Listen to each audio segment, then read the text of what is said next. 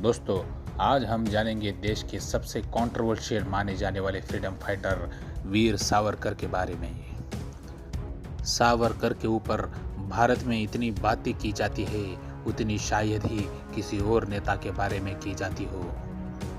कोई सावरकर को युग पुरुष मानता है तो कोई उन्हें कायर समझता है, और इसलिए मरने के कई साल बाद भी सावरकर जी से रिलेटेड अपने देश में कोई ना कोई कंट्रोवर्सीज हमेशा होती ही रहती है। जानते हैं सावरकर जी के बारे में कुछ फैक्ट्स। वीर सावरकर का जन्म महाराष्ट्र के नासिक जिले के भगूर गांव में हुआ था।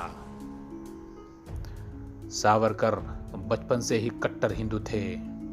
सिद्ध लेखक ज्योतिरामया शर्मा ने अपनी किताब the idea of Hindu nationalism में लिखा है कि सावरकर सिर्फ 12 साल के थे तब उन्होंने अपने स्कूल के दोस्तों के साथ एक मस्जिद को गिराने का प्रयास किया था, क्योंकि उस वक्त हुए एक दंगे में मुसलमानों द्वारा हिंदुओं पर काफी अत्याचार हुआ था और सावरकर उसी बात का बदला लेना चाहते थे। वीर सावरकर ने ही हिंदुत्व इस शब्द का प्रयोग देश में पहली बार किया था। वीर सावरकर वो पहले क्रांतिकारी थे जिन्हें 2 बार आजीवन कारावास की सजा मिली थी।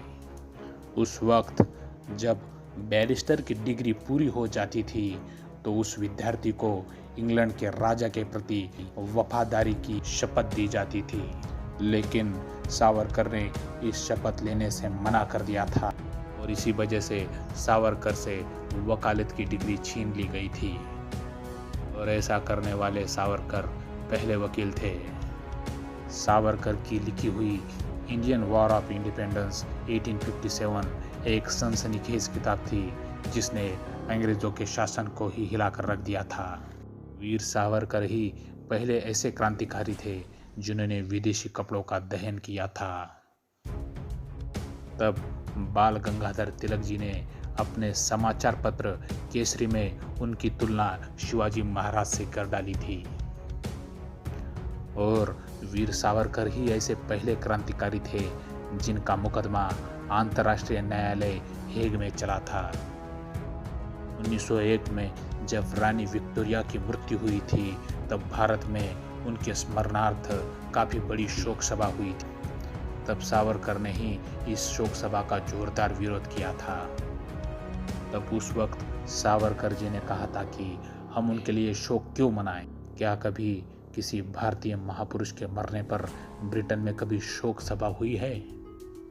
जब एडवर्ड 7 का राज्याभिषेक हुआ था उस वक्त भी भारत के कुछ लोग खुशियां मना रहे थे। तब वीर सावरकर ने उन लोगों को विरोध करते हुए कहा कि अपनी गुलामी का उत्सव मत मनाओ। वीर सावरकर ने अंडमान के एकांत कारावास में जेल की दीवारों पर कील और कोयले से कविताएं लिखी थी।